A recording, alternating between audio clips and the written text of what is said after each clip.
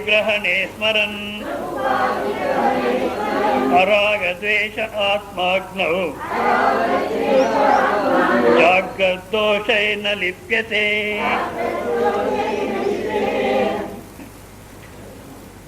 దుఃఖ నివృత్తి సుఖప్రాప్తి అని ప్రయత్నం చేస్తున్నాం. వాస్తవికంగా మనిషికి దుఃఖం అనేది ఎందుకోసం ఉంది, ఏ విధంగా దుఃఖం వస్తుంది, దుఃఖానికి ఏది మూల కారణం, ఆ మూల కారణమును తీసేయకోకుండా దుఃఖ నివృత్తి కోసం ప్రయత్నం చేస్తున్నాం. దుఃఖానికి మూల కారణం ఏమంటే, ఇప్పుడు చూడండి, మీకంతా చాలా అనుభవంలో ఉంది. ఏది ఋతురాగాలు అయిపోయింది సీరియల్, జ్ఞాపకం ఉందా మీకు?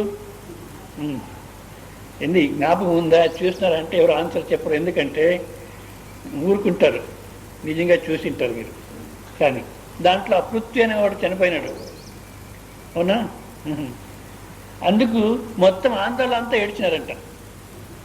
ఒకరికొకరు ఫోన్ చేసి, అయ్యో పృథ్వీ పోయినప్పటి నుంచి నాకు మనసే బాగలేదు అని మాట్లాడుకుంటుంటారు.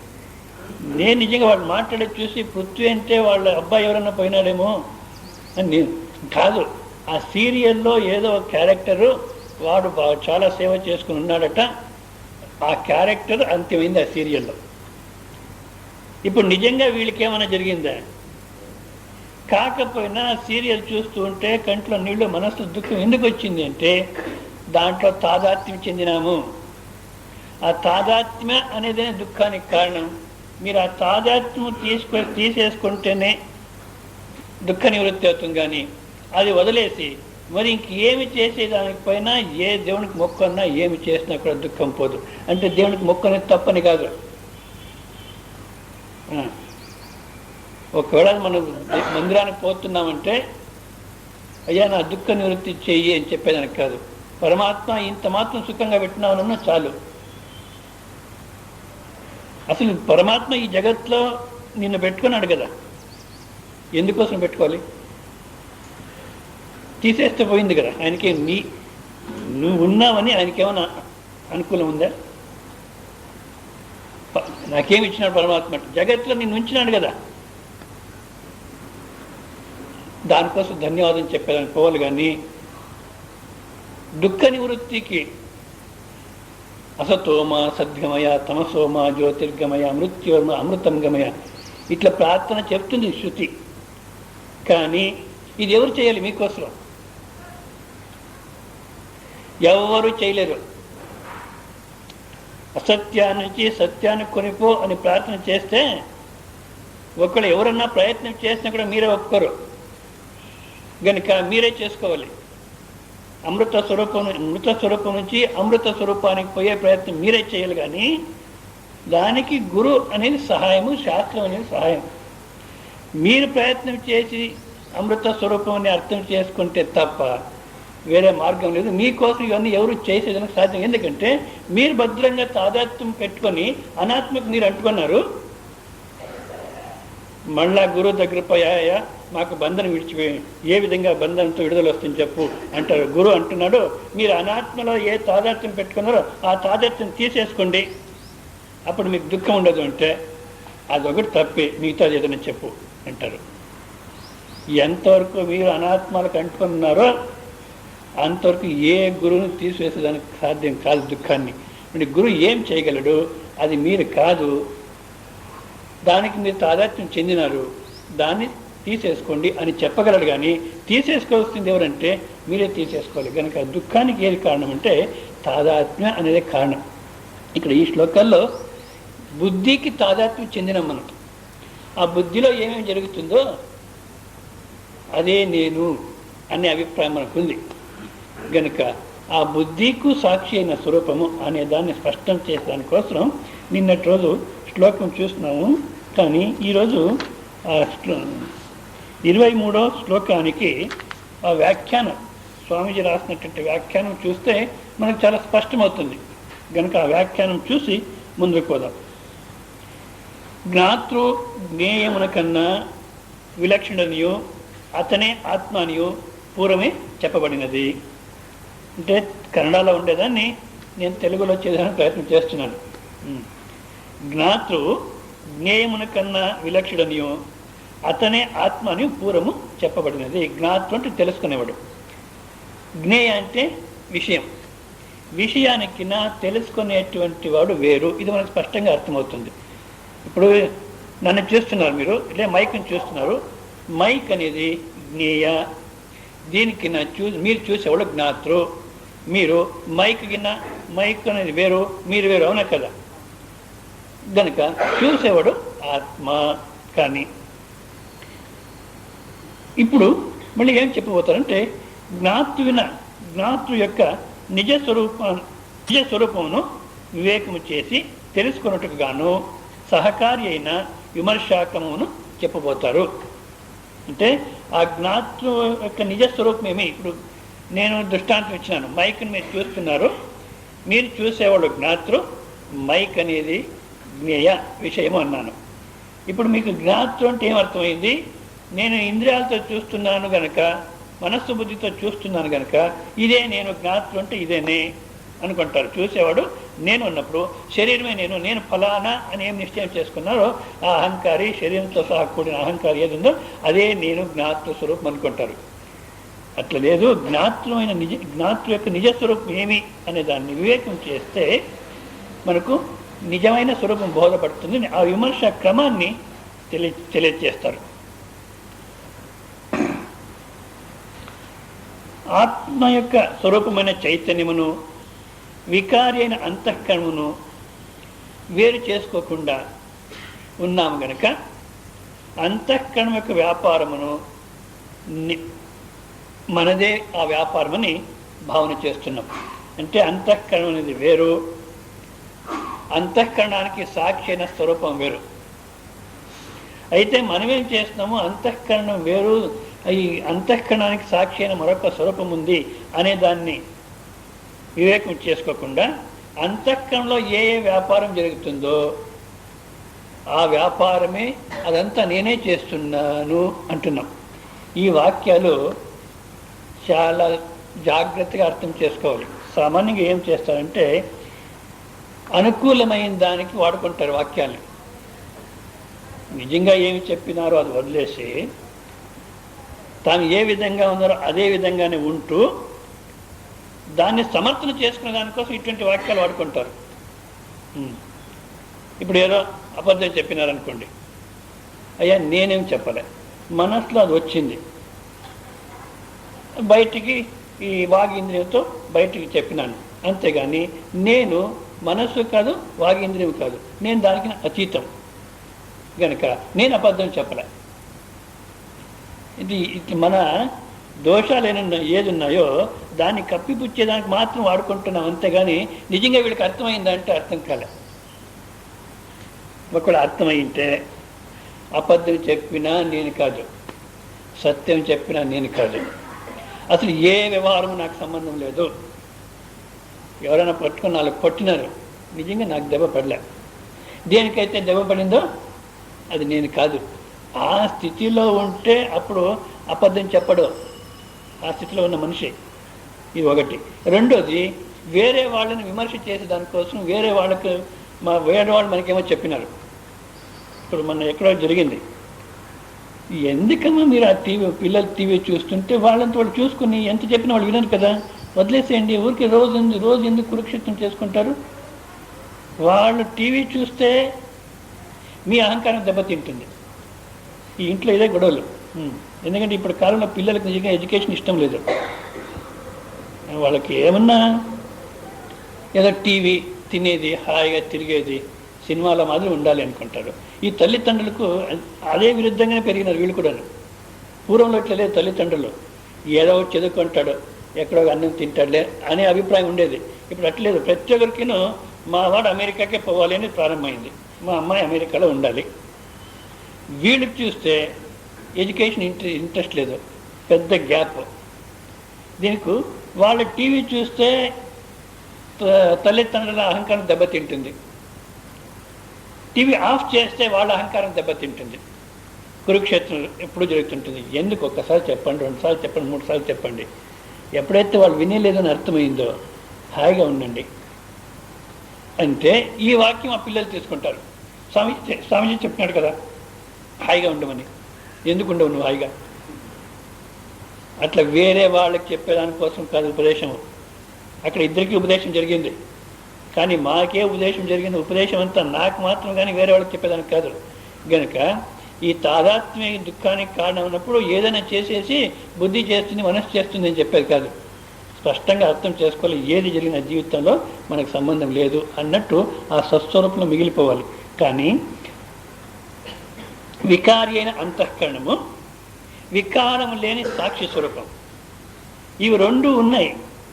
కానీ మనం వివేకం చేసుకోకుండా ఏం చేస్తాము, అంతఃకరణలో జరిగేటువంటి వ్యాపారం ఏదుందో దాన్నంతా నేనే చేస్తున్నాను అంటున్నాం. వాస్తవికంగా ఏ వ్యాపారం అంటే, వ్యాపారం అంటే వ్యవహారం, ఏ వ్యవహారం మనం చేసేది కాదు. మనం వాస్తవికంగా సమస్త వ్యవహారాలని చూస్తుంటామే కానీ అది చేసేటువంటిది కర్తృ. ఆ కర్తృ అనేది నేను కాదు. కర్తృ అంటే అంతఃకరణలో వచ్చేటువంటి ఒక వృత్తి మాత్రమే, తలంపు. నేను కర్తృ అనేది ఒక వృత్తి మాత్రం. ఆ వృత్తికు సాక్షి అయిన స్వరూపము ఏ వ్యవహారం కూడాను చేయదు. కానీ వివేకం లేకుండా నేనే చేస్తున్నాను అనుకుంటాం. ఇదే అవిద్య. అవిద్య అంటే ఇదేనే. ఈ అవిద్యతో మనకు బాహ్యములో కనబడేటువంటి విషయములు ఏంటో కొన్ని ఇది ఇష్టము, మరికొన్ని అనిష్టము అని తోస్తున్నాయి. ఈ అవిద్యతో బాహ్యంలో కనబడేటువంటి విషయాల్లో కొన్ని ఇష్టమని, కొన్ని అనిష్టమని కనబడుతున్నాయి. దానితో మనం ఏం చేస్తున్నాము, మనము కావలసిన దాన్ని పొందేదానికి ఏదైతే అనవసరం అనుకుంటామో, వద్దు అనుకుంటామో దాని నుంచి, అక్కడ ప్రింటింగ్ మిస్టేక్ పడింది, బేడద్దన్ను అత్తిరిసి అని ఉంది, వత్తరిసి అని ఉండాలి, లేదా అత్తసరిసి అని ఉండాలి. మనకి ఏది అవసరమో దాన్ని పొందేదానికి ప్రయత్నం చేస్తున్నాము, ఏది అవసరం లేదో దాని నుంచి దూరం పోయేదానికి, దాన్ని పక్కన తోసేదానికి ప్రయత్నం చేస్తున్నాము. దీనికి తహతాలు ఆడుతున్నాం. ఇంత జీవనం అంటే, మొత్తం జీవనం అంటే మనిషి చేసేది కావాలా అనుకున్న దాన్ని పొందేదానికి చేసే ప్రయత్నము, వద్దు అనుకున్న దాన్ని పక్కన తోసేదానికి చేసేటువంటి ప్రయత్నమే జీవనము. ఇంత తప్పితే నిజంగా వేరే జీవనం లేదు. వీడు చేసే జీవనం ఇంతే. ఉదయం లేస్తాము నుంచి రాత్రి నిద్రపోయేంత వరకు, పుట్టినప్పటి నుంచి చచ్చేంత వరకు అబ్బా ఒక్క నిమిషం తీరికలేదు. అది ఇప్పటికాలం ఎవరికి టైమే లేదు. ఏం చేస్తున్నాడంటే కావాలనే దాన్ని పొందేదానికి ప్రయత్నం చేస్తున్నాడు, వద్దు అన్న దాన్ని దూరం చేసేదానికి ప్రయత్నం చేస్తున్నాడు. ఇది ఎట్లా జరుగుతుంది? ఆ సీక్వెన్స్ మర్చిపోకూడదు.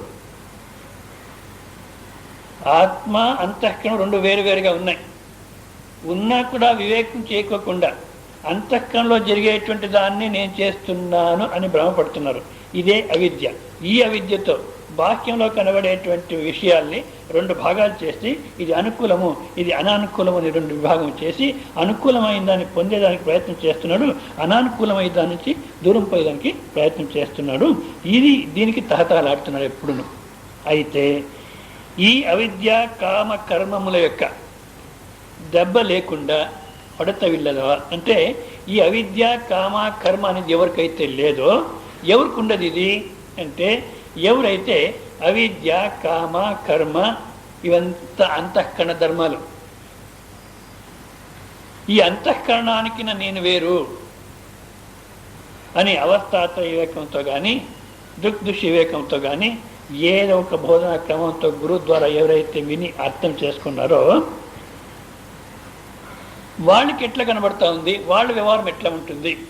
ఇప్పుడు అవిద్యతో కూడినటువంటి వాడు అంటే అంతఃకరణమే నేను అనే తాదాత్మ్యం ఎవరికైతే ఉందో, వాడు అనుకూలమైన దాన్ని పొందేదానికి, అనానుకూలమైన దాన్ని పక్కన తోసేదానికి ఎప్పుడూ తహతహలాడుతుంటాడు. మనసు ఒక్క నిమిషం కూడా నెమ్మదిగా ఉండదు. వాళ్ళు నెమ్మదిగా ఉండరు, వాళ్ళ జొత్తులో ఉండేవాళ్ళు నెమ్మదిగా పెట్టరు. ఈవెన్ స్వామి వాళ్ళకు కూడా లేనిపోని సమస్యలంతా తెచ్చిపెట్టేస్తారు. అదే వీళ్ళ గురువు ఎవరో చెప్పేవాడట, వేదాంతం వింటే వాళ్ళ స్వామీజీ అనేవారట, ఎవరు చిదానంద స్వామీజీ, వేదాంతం వింటే సమస్యలన్నీ లేకుండా పోతాయట. కానీ వీళ్ళు కొంతమంది వేదాంతం వింటూనే ఉంటారు, సమస్యలు అట్లే ఉంటాయి, కొత్త కొత్త సమస్యలు కూడా సృష్టి చేసుకుంటారు. ఎక్కడైతే సమస్య లేదో దాన్నే సమస్య చేస్తారు. దాంట్లో ఈ స్వామి కూడా చేరుకోవాలి మళ్ళీ. ఎందుకంటే మనకు వింటున్నాం కానీ ఆ తాదాత్మ్యం అనేది పోవడం లేదు. ఆ తాదాత్మ్యం తీసేసుకున్న వాళ్ళ జీవితం ఎట్లా ఉంటుంది అంటే, వారికి ఆత్మ అనేది ఒక నిర్వికారమైన అగ్ని. ఆత్మ అనేది ఒక నిర్వికారమైన అగ్ని. అగ్ని అంటే ఏ విధంగా ఈ భౌతికమైన అగ్ని కాలుతూ ఉంటుందో ఆ విధంగా ఆత్మ కాలుతూ ఉంటుంది, వేడిగా ఉంటుందని కాదు, అలంకారికంగా చెప్తున్నారు అంతే. దాన్ని అంతఃకరణము దానికి ఉపాధి. అంతఃకరణం అది దానికి ఉపాధి. అంటే అంతఃకరణం అనేది ఆ ఆత్మ అనేది అగ్ని, అంతఃకరణం అనేది మనం పైలో కట్టలు పడుతున్నాం కదా సమిద, అది ఆ విధంగా ఆ కట్టల మాదిరి ఏ బుద్ధి అనేది అంతఃకరణం అనేది ఉంది. ఇప్పుడు సమిತ್ತಿನಲ್ಲಿ ತೋರುವ ಅಗ್ನಿಯು ಸಮಿತ್ತಿಗಿಂತ ಬೇರೆಯಾಗಿರುವಂತೆ ఈ వాక్యాని కోసం నేను ఇంత చదివిన. ఇక్కడైతే మనకు స్పష్టంగా అర్థమవుతుంది. సమిత్తు అంటే మీకు స్పష్టంగా అర్థం కావాలంటే ఆ కొరవి ఉంటుంది కదా, మన కట్టెలపై ఉంటే దాంట్లో కట్టెలు పెట్టినాము, ఒక్కసారి తీసినప్పుడు కొంచెం కాలింటుంది, దాంట్లో అగ్ని ఉంది. కానీ ఆ కర్ర మళ్ళీ అగ్ని రెండు ఒకటేనంటే కాదు, అయినా కూడా రెండు ఒకటిగానే కనబడుతున్నాయి మనకు. అదేవిధంగా అంతఃకరణం అనేది ఆత్మ చైతన్య ప్రకాశంతో వ్యాపింపబడి ఉంది. మనకి ఎట్లా కనబడుతుంది అంటే, ఏ విధంగా కొరవి తీసుకున్నప్పుడు అగ్నిలాగా కనబడుతూ ఉందో, కానీ అగ్ని అనేది వేరు, అక్కడ ఆ కట్ట అనేది వేరు. రెండు వస్తువులు ఉన్నాయి అక్కడ, కానీ ఒక్కటిగానే కనబడుతూ ఉంది. అదేవిధంగా అంతఃకరణం అనేది ఆ చైతన్య ప్రకాశంతో వ్యాపించబడి ఉంది కనుక మనకు అది అంతఃకరణమే నేను అనే భ్రమ వస్తూ ఉంది. అంతఃకరణದಲ್ಲಿ ತೋರುವ చైతన్యము అంతఃకరణంలో కనబడే దానికిన్న వేరుగా ఉంది. అంటే ఆ ఆత్మస్వరూపానికిన్న ఈ అంతఃకరణం అనేది వేరు. సమిತ್ತಿನಲ್ಲಿ ತೋರುವ అగ్ని సమిತ್ತಿಗಿಂತ ಬೇರೆಯಾಗಿರುವಂತೆ ఆ కొరవిలో కనబడేటువంటి అగ్ని, ఆ కర్ర ఏదైనా కట్ట దానికిన్న అగ్ని అనేది ఏ విధంగా వేరుగా ఉందో, అదేవిధంగా అంతఃకరణమందు తోచే చైతన్యము అంతఃకరణముకిన్న వేరుగా ఉంది. అంతఃకరణానికిన్న వేరుగా ఉంది. ఆత్మ అనే అగ్ని అంతఃకరణం అనే సమిత్యందు తోచే. అంటే ఇప్పుడు ఒక కొరవి, ఆ పైలో మనం నీళ్ళు పెట్టే సమయంలో ఆ కొరవి తీసి మళ్ళీ ఇట్లని లోపల తోస్తున్నాం. అప్పుడేమైంది, మంట పెద్దగా వస్తూ ఉంది. మళ్ళీ కొంతకాలం అయిన తర్వాత మంట ఆరిపోతూ ఉంది, సన్నగా అయింది. ఈ మంట పెద్దగా వచ్చే దాంట్లో ఆరిపోయే దాంట్లో అగ్నికి ఏమైనా వికారం వస్తుందా అంటే అగ్నికి ఏమి వికారం రాదు. వికారం వచ్చేది ఆ కర్రలో మాత్రమే, ఆ కట్టలో మాత్రమే. అదేవిధంగా అంతఃకరణము ఒక్కసారి పొంగిపోతుంది.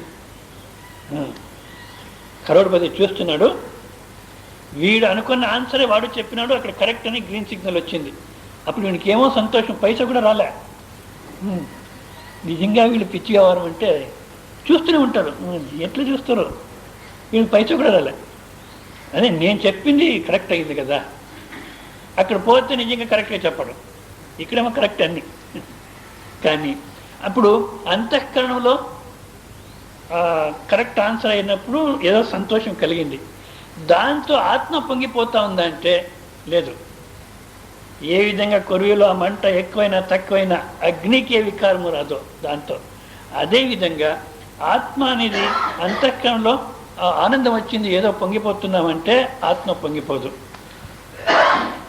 లేదా ఇంకా కొంతమంది ఇట్లు బాధపడుతుంటారు, 3,60,000 పోయింది, ఎవడో ఆన్సర్ చెప్తున్నాడు 3,60,000. నెక్స్ట్ ఆన్సర్ చెప్పేస్తే అది ఏదో డబల్ అవుతుంది. వీళ్ళు వెయిట్ చేస్తున్నారు. వాడు చాలా ప్రయత్నం చేస్తున్నాడు, అమితాబ్ బచ్చన్. ఎక్కడ పోగొట్టుకుంటాడో, 3 లక్షలు పోగొట్టుకుంటాడేమో అని మళ్ళీ ఛాయిస్ వాడే ఇచ్చినాడు. 4 ఉండేది 2 చేస్తున్నాడు. ఆ 2 చేసిన తర్వాత ఏదో ఒకటి చెప్పితే మళ్ళీ ఇన్స్ట్రక్షన్స్ ఇస్తాడు, చూడు పోగొట్టుకుంటామేమో ఆలోచించేయి అని చెప్పినప్పుడు వాడు మళ్ళీ లేదు నేను చెప్పిందే కరెక్ట్ అంటాడు. సరే కరెక్ట్ అన్నాడు, యాక్చువల్గా తప్పయింది. అది తప్పైతే ఏమైంది, పోయింది, అది కూడా వచ్చేది కూడా పోయింది.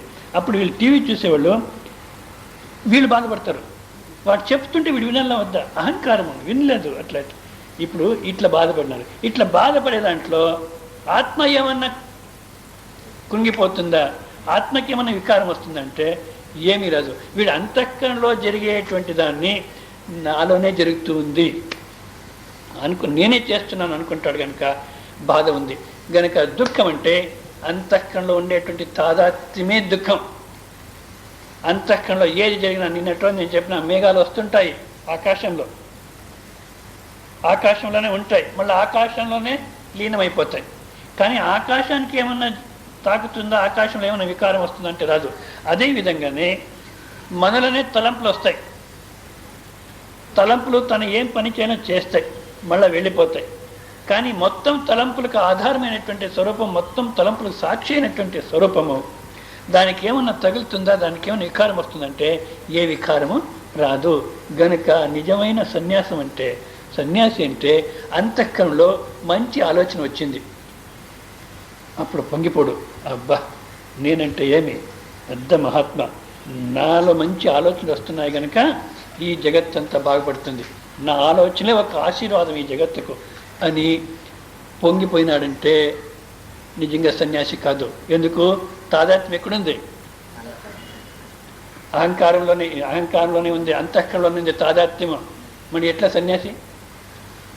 లేదా ఏదో ఒకటి చెడ్డ ఆలోచన వచ్చింది, అయ్యయ్యో ఇన్ని సంవత్సరాలు సాధన చేసి ఇంత చేసి నాలో ఇటువంటి ఆలోచన వచ్చిందే, నేను ఇట్లా అయిపోయినాను.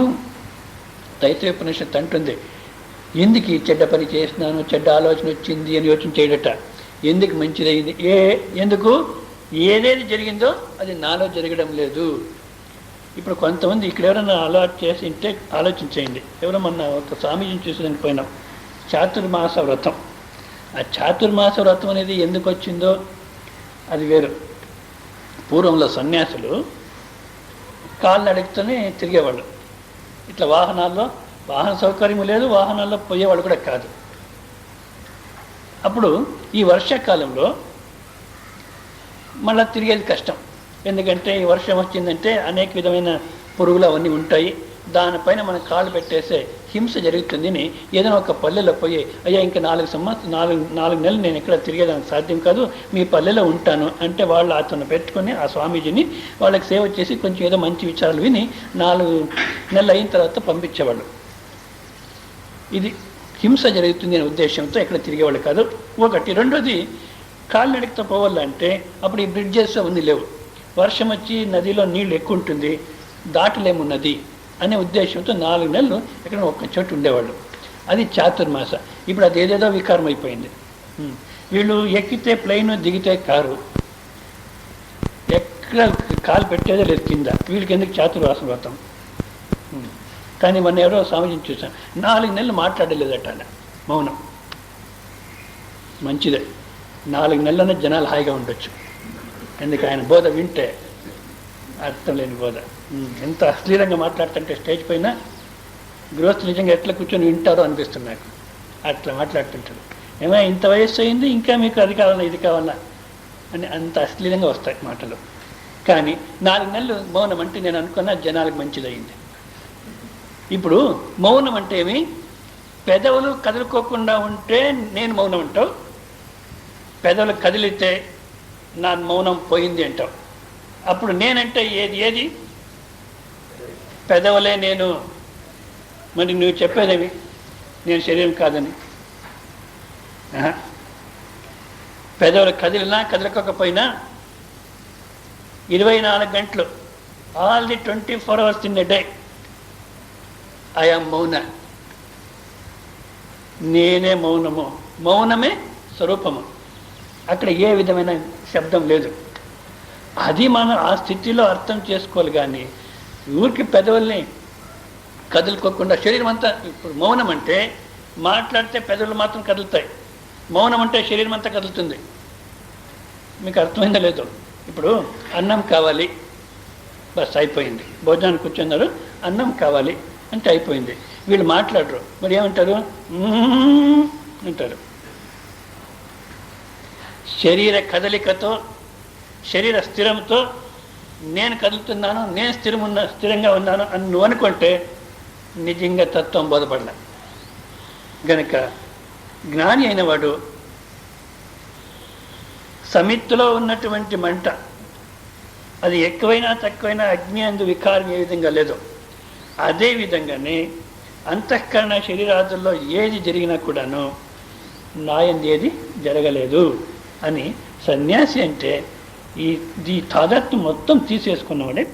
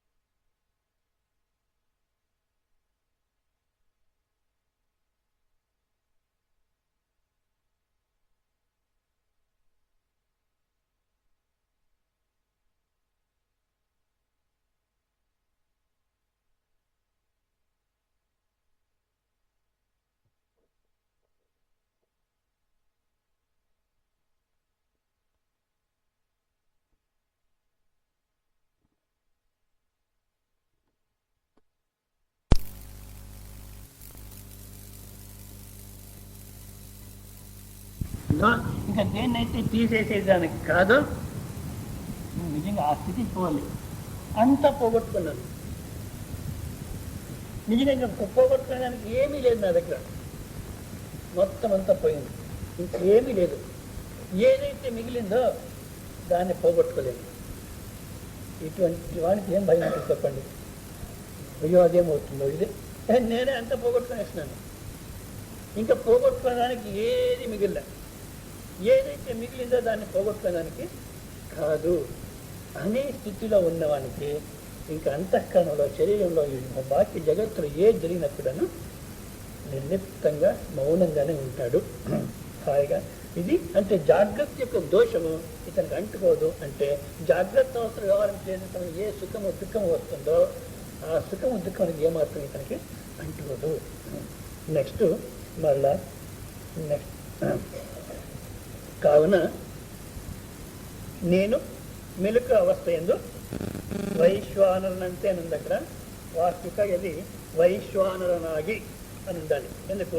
మన స్వరూపమే వైశ్వానర స్వరూపం. మళ్ళీ వైశ్వానర అనేవాడు వేరే ఉన్నారు, వైశ్వానర వలె నేనున్నాను కాదు, మన స్వరూపమే వైశ్వానర స్వరూపం కనుక అంతే అనేది వద్దు, వైశ్వానరనాగి అని చేసుకోవాలి. నిర్వికారముగా ఉన్నాను గనక మెలుకు అవస్థలో ఏమి జరిగినప్పుడను నా యందు ఏ వికారము లేదు, నిర్వికారమ స్వరూపమై ఉన్నాను. కొరగిన బాహ్య విషయములతో నా యందు ఏ విధమైన మార్పు రాదు. దీన్ని వికారి అయిన అంతఃకరణమునకు సాక్షి అయిన తన స్వరూపమును అనుసంధానం చేసుకున్నవానికి విషయం లేదు, రాగద్వేషాలు ఉండదు. ఎవరైతే వికారమైన అంతఃకరణం వేరు నేను వేరు అని వివేకం చేసుకున్నాడో అతనికి బాహ్య విషయాల నుంచి వచ్చేటువంటి సుఖము దుఃఖము లేదా బాహ్య విషయంలో రాగద్వేషాలు అనేవి ఉండదు. ఎందుకంటే ఇప్పుడు నేను చెప్పినానే అంతా పోగొట్టుకున్నాను, ఇంకా ఏదైతే ఉందో దాన్ని పోగొట్టుకోవాల్సిన అవసరం లేదు, అదొక్కటే చాలు ఆనందం. భక్త కబీర్ అన్నారట, ఏమని? ఎందుకు ఒకసారి యోచన చేస్తాడు, ఎందుకు నాలో ఈ దుఃఖం ఉంది? అప్పటికే ఆయన చాలా వరకు ప్రఖ్యాతి అయిపోయింటాడట భక్తుడు జ్ఞాని. ఎందుకు నాలో ఈ దుఃఖం ఉంది, ఏమి లోటు ఉందని ఈ దుఃఖం ఉంది నాలో అని యోచన చేస్తే, అయ్యా నా జీవితంలో ఎవరెవరో వచ్చినారు అతిథులుగా.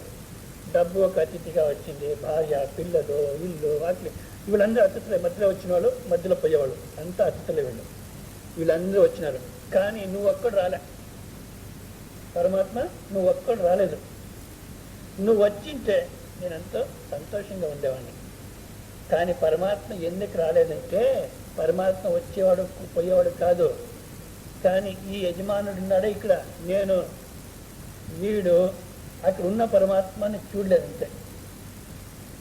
గనుక ఆ పరమాత్మ అనేవాడు ఒకటి వచ్చేస్తే మన జీవితంలో పరమాత్మ స్వరూపం మాత్రం మిగిలిపోతే ఇంకా వాళ్ళకి రాగము అవసరం లేదు, ద్వేషం అనేది కూడా అవసరం లేదు.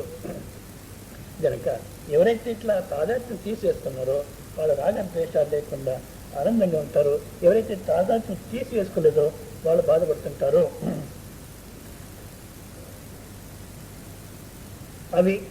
అవగల బోధనిందాగా పాపపుణ్యులు అంటుంది. రాగద్వేషాలు అనేవి కూడాను ఉండవు.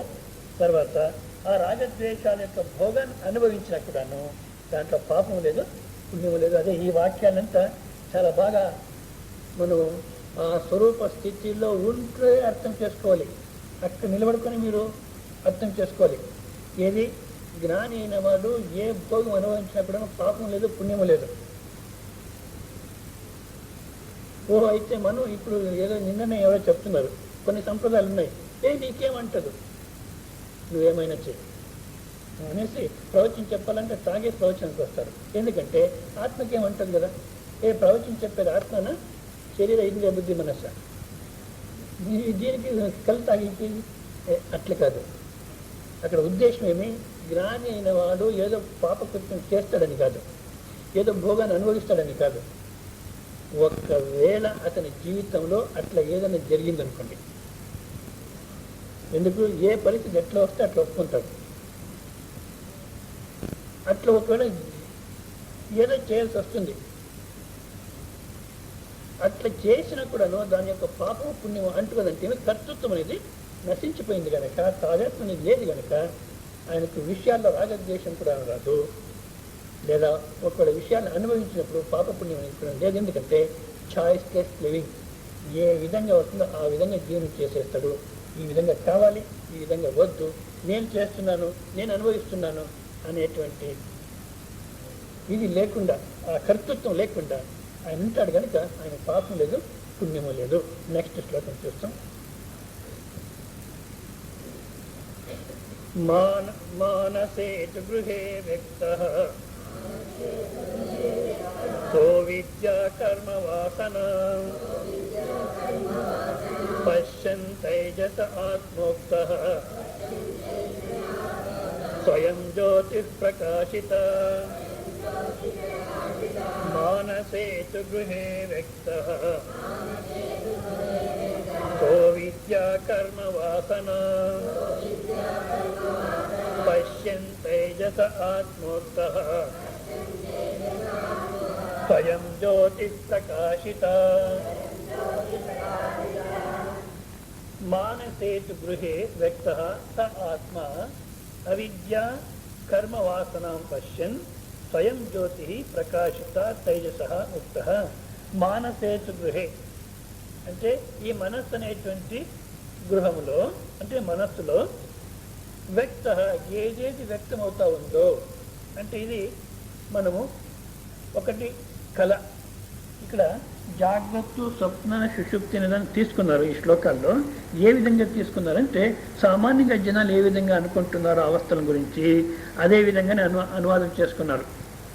అంటే జాగ్రత్త అవస్థ అంటే బాహ్యంలో విషయాలు ఉన్నాయి, దాన్ని నేను ఇంద్రియాలతో అనుభవిస్తున్నాను, నాకిన్న బాహ్యంలో ఇవన్నీ ఉన్నాయి అని ఏ విధంగా అనుకుంటారో మనిషి దాన్ని అనువాదం చేసుకున్నారు.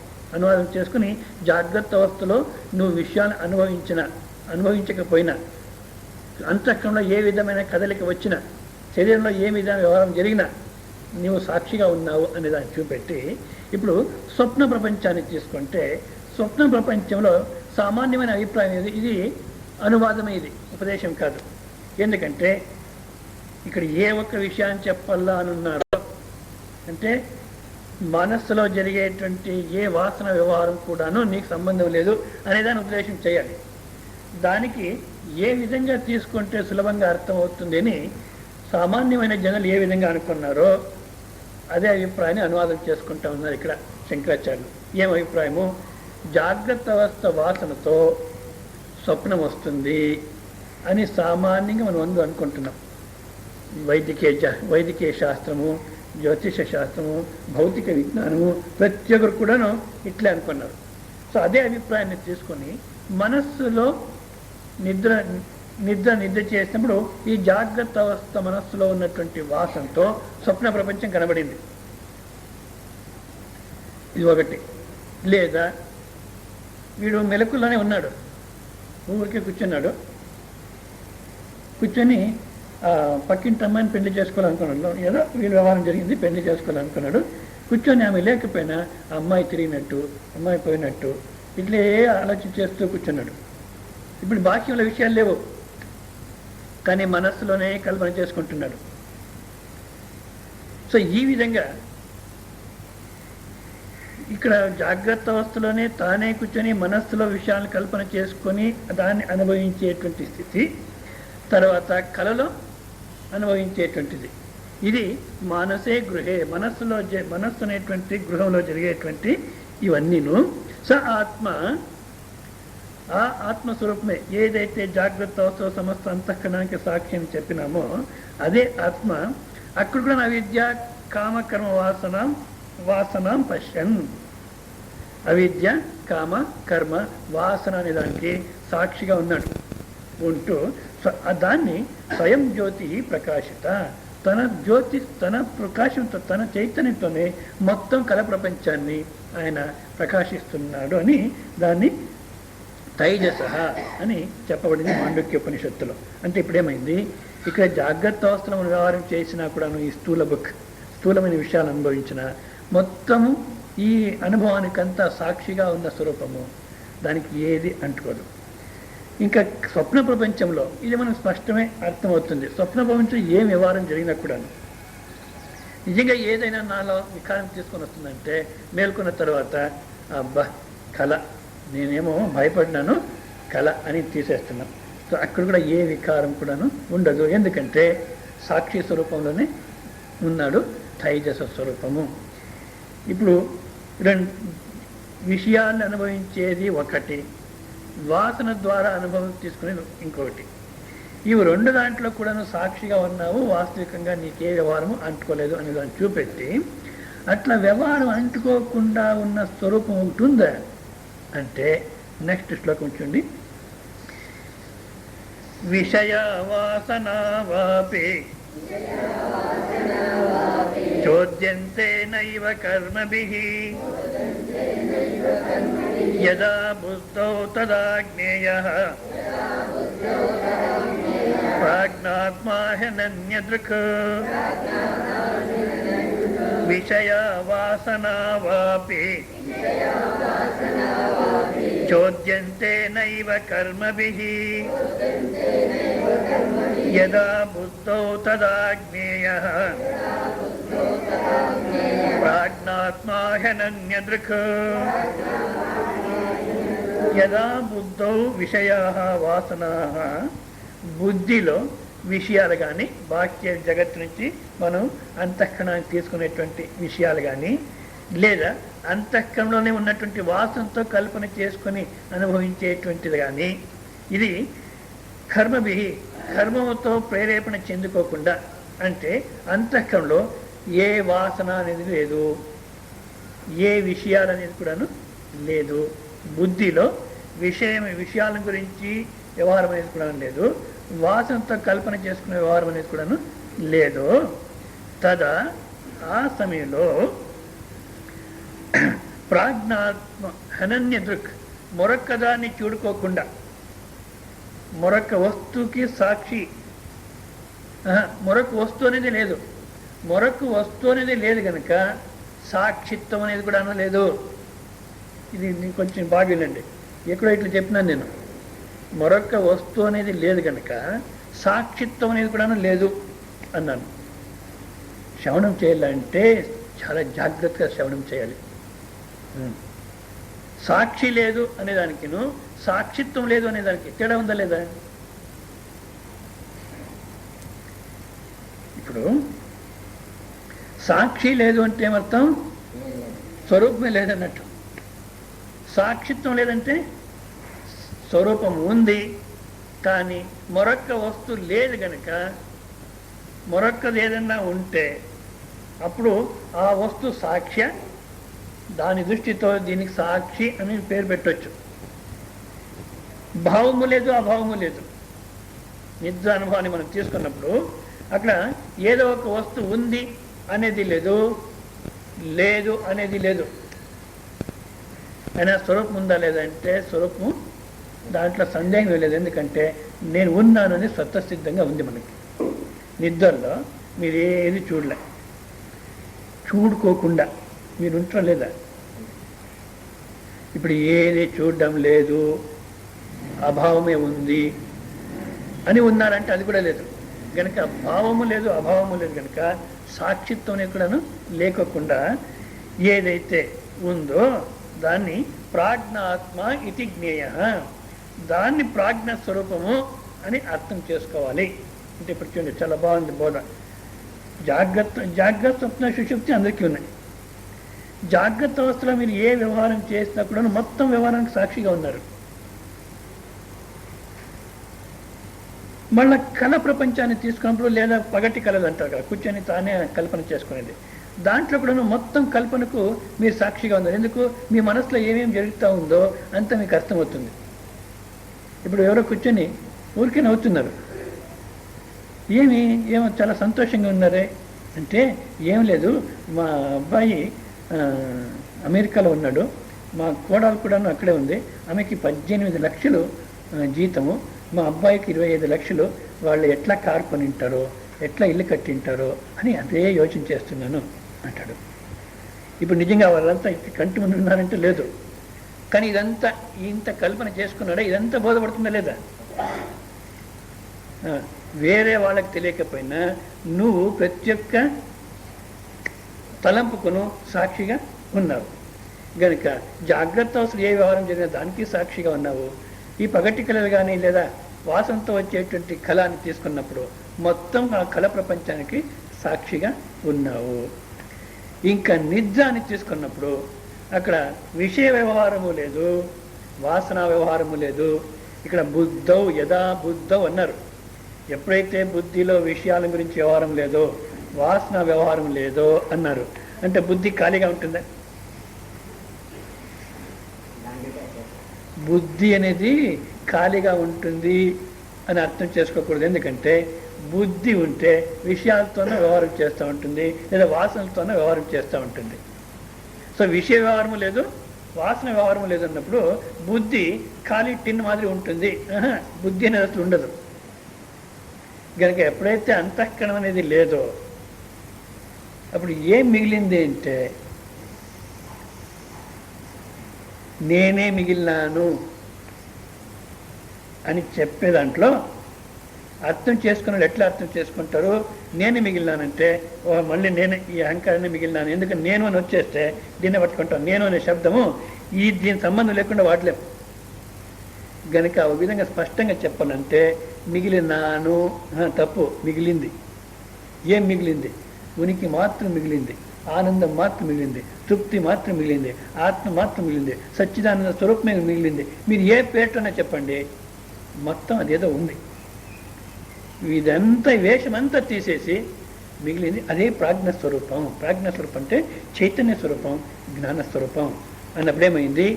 విషయ వ్యవహారాలు చేసే సమయంలో కూడా అదే ప్రాజ్ఞస్వరూపమే సాక్షిగా ఉండింది. వాసన వ్యవహారం జరిగే సమయంలో కూడా అదే ప్రాజ్ఞస్వరూపమే. మీరు ఈ వ్యవహారం లేనప్పుడు కూడాను ప్రాజ్ఞస్వరూపమే. గనుక ఇప్పుడు వ్యవహారం చేసినా అదే స్వరూపమే, మీరు వ్యవహారం చేయకపోయినా అదే స్వరూపమే. కనుక ఇప్పుడు సామాన్యంగా వినేవాళ్ళు ఏమనుకుంటారో, ఓహో అయితే ఇంకా కొంచెం ఎక్కువ ప్లాన్ వేసి ఇంకా ఏదో వ్యవహారం చేస్తూనే ఉందాంలే అంటారు.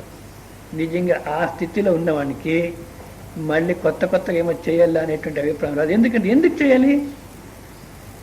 ఆనందంగా ఉండిపోయినాను, ఇంక మళ్ళీ లేనిపోయినంత ఎందుకు కల్పన చేసుకుని ఊరికే బాధపడేది. కనుక మీరు ఏ స్థితిలో కూడాను అదే స్వరూపమే. విశ్రాంతి పొందాలి సపరేట్గా కాదు. శరీరం అలసిపోయింది, మళ్ళీ శరీరం విశ్రాంతి తీసుకుంటుంది. కానీ మీరు అలసిపోయేవాళ్ళు కాదు, విశ్రాంతిని అవసరం లేదు. ఎందుకంటే విశ్రాంతిని మీరు మాట్లాడేవాళ్ళు కాదు, మళ్ళా మౌనము అవసరం లేదు. ఎందుకు? మాట్లాడేదైతే మౌనం అవసరము. మీరు మాట్లాడేవాళ్ళు కాదు, మౌనంగా ఉండేవాళ్ళు కాదు. మౌనము మాటలు రెండు దానికి అతీతంగా ఉన్నవాళ్ళు. అంతేమీ శరీరంలో మాటలు జరిగినా మీకేం అంటుకోదు, శరీరం మౌనంగా ఉన్నా మీరే మౌనంగా ఉండరు. ఈ శరీరం యొక్క వ్యవహారాన్ని దానిపైన ఆరోపణ చేసి నేను మౌని బాబా అనుకుంటే ఏమన్నా అర్థం లేదు. ఇంకా శరీర తాదాత్మ్యంలోనే ఉన్నామని. కనుక ఈ జాగ్రత్త స్వప్న సుషుప్తి అనే దాన్ని తీసుకొని చూసినప్పుడు ఏ విధంగానూ ఆ ప్రాజ్ఞ స్వరూపం నుంచి మనం దిగిజారలే. స్వస్వరూపం నుంచి దిగిజారినారు. ఇది తెలుగులోనే వాడేది, ఈ కర్ణాటకలో ఇట్లంతా వాడరు. స్వస్వరూపం నుంచి దిగిజారినాడు అని. నిజంగా దిగిజారేదానికి వేరే స్థలమే లేదు, ఉన్నది ఆ స్వరూపం మాత్రమే. ఇప్పుడు ఏమైంది? దిగిజారినాను అనే భ్రమ వచ్చింది అంతే. స్వరూపంలోనే ఉన్నారు. నెక్స్ట్ ఇట్లా కూర్చోండి.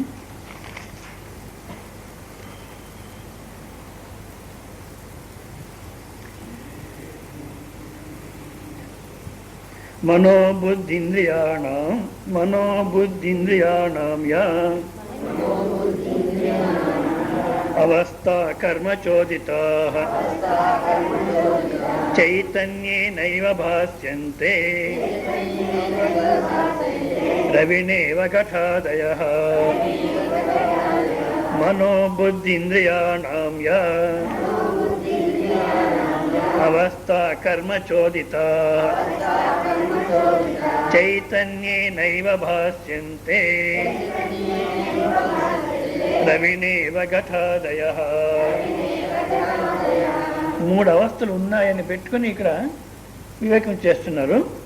మనస్సు, బుద్ధి, ఇంద్రియ. మనోబుద్ధి ఇంద్రియాణం యా కర్మచోదితాః. మనస్సు, బుద్ధి, ఇంద్రియాలు ఇవి ఇవి గల కర్మచోదిత్వాద అవస్థే. ఈ మనస్సు, బుద్ధి, ఇంద్రియాలు కర్మచోదిత అంటే కర్మ చేసేటువంటి ఒక అవస్థ. అంటే అది ఏది?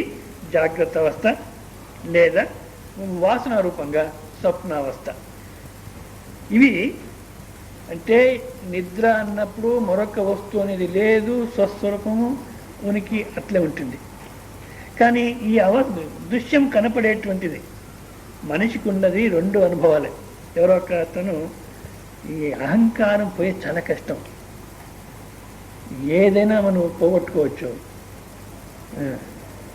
ఒక 10 కోట్లు ఉంది, 10 కోట్లు ఎత్తిచ్చేసినాడు.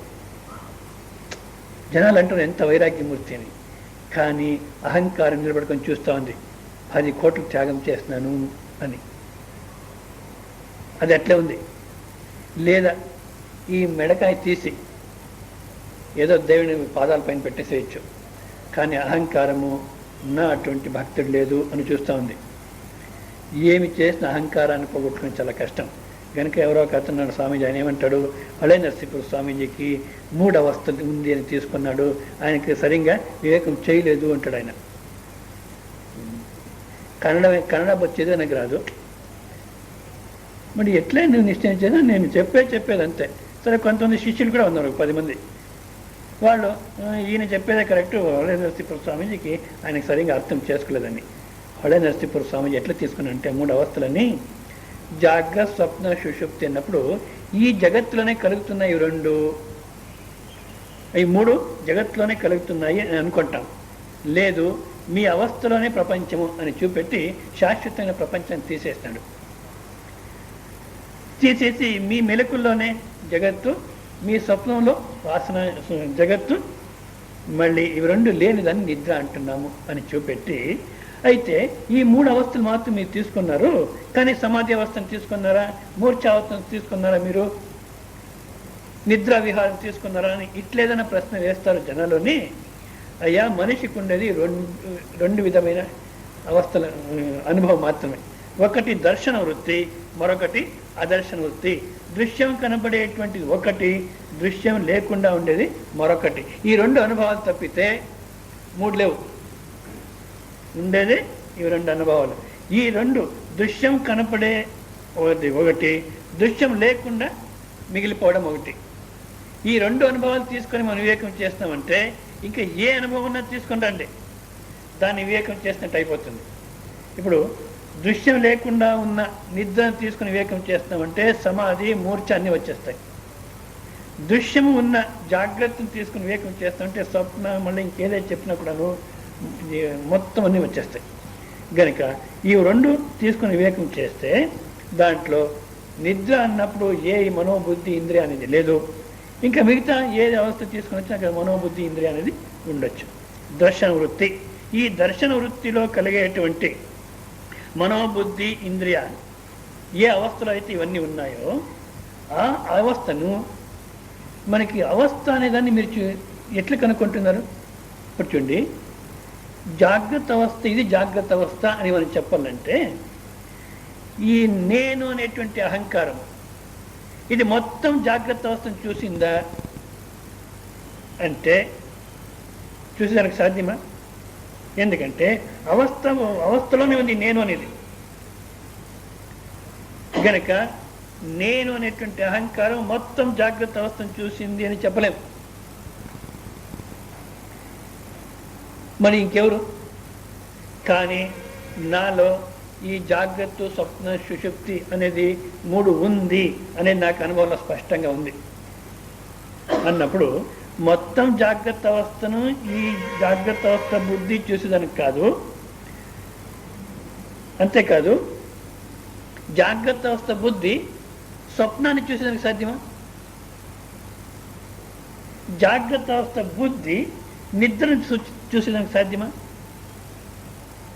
జాగ్రత్త అవస్థ యొక్క అహంకారము మొత్తం జాగ్రత్త అవస్థని చూసేదానికి కాదన్నప్పుడు వీడు చెప్తున్నాడు, ఎవడో జాగ్రత్త అహంకారి, జాగ్రత్త అవస్థలో కనబడేటువంటి అహంకారి నేను స్వప్నం చూసినాను, నేను నిద్ర చేసినాను అని అంటాడు. కానీ నిజంగా వీడు స్వప్నాన్ని చూసినాడా? వీడు ఈ అవస్థ వచ్చిన తర్వాతనే వస్తాడు. కానీ హమారా కుత్త హమారా గల్లీ మీద షేర్ అన్నట్టు. స్వప్నం ఉన్నప్పుడు వీడున్నాడా? నిద్ర అన్నప్పుడు ఇతనున్నాడా?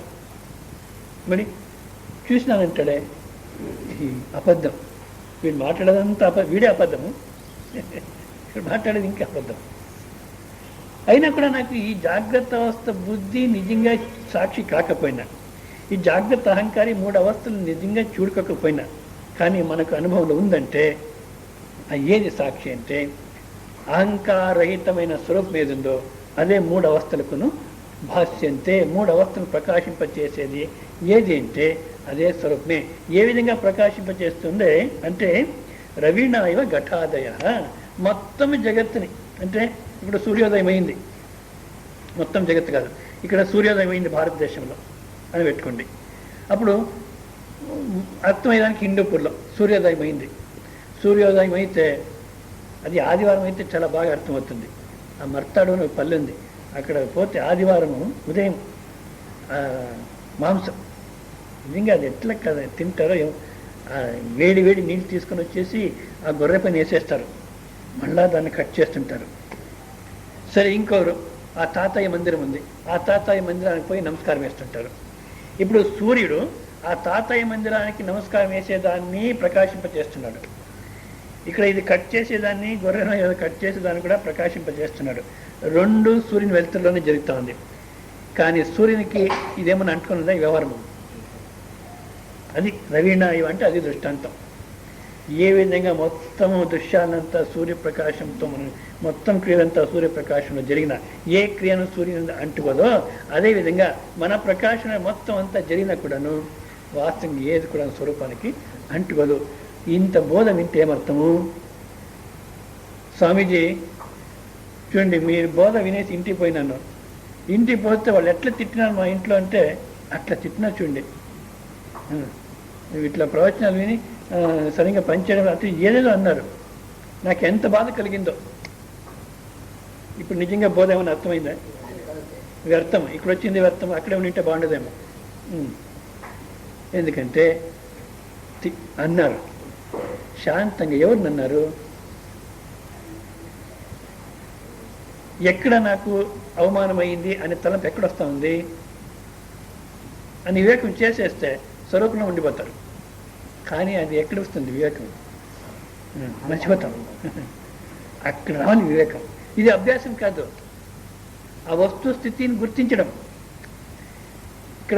ఇక్కడ నేను చెప్పినప్పుడు మీకు నిజం అనిపిస్తుంది. ఎందుకు? వస్తుస్థితి మీరే స్పష్టంగా చూస్తుంటారు. అవును, నేనే పరబ్రహ్మ స్వరూపం, నేను ఆనందంగా ఉండగలను అనిపిస్తుంది. అక్కడ పోతే వస్తుస్థితి వదిలేస్తాము, మళ్ళీ దీంట్లో తాదాత్మ్యంతో వ్యవహారం చేస్తాం.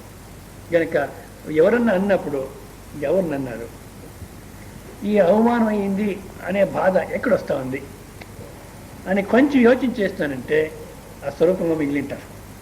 ఆ విధంగా తాదాత్మ్యాన్ని తీసేసుకోవాలి. కానీ ఎంతవరకు కానీ అనేది ఉందో మళ్ళీ బోధ అందరికి పోతుంది. మళ్ళీ రేపు సాయంత్రం చూస్తాం మనం. మళ్ళీ 11:45 కూడాను మరొక క్లాస్ ఉంటుంది. ఏది?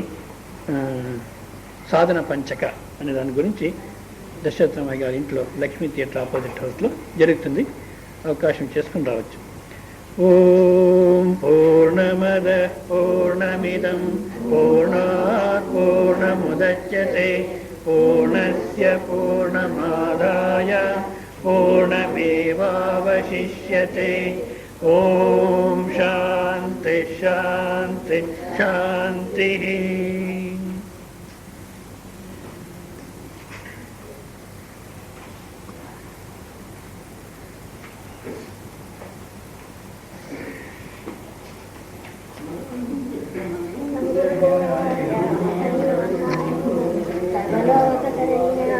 సాధురూపాయ మంగళం నిత్యోత్సవం వేషామిష్టో భగవాన్ మంగళాయ సన్నిధి. హరే రామ హరే రామ రామ రామ హరే హరే కృష్ణ హరే కృష్ణ కృష్ణ కృష్ణ హరే హరే.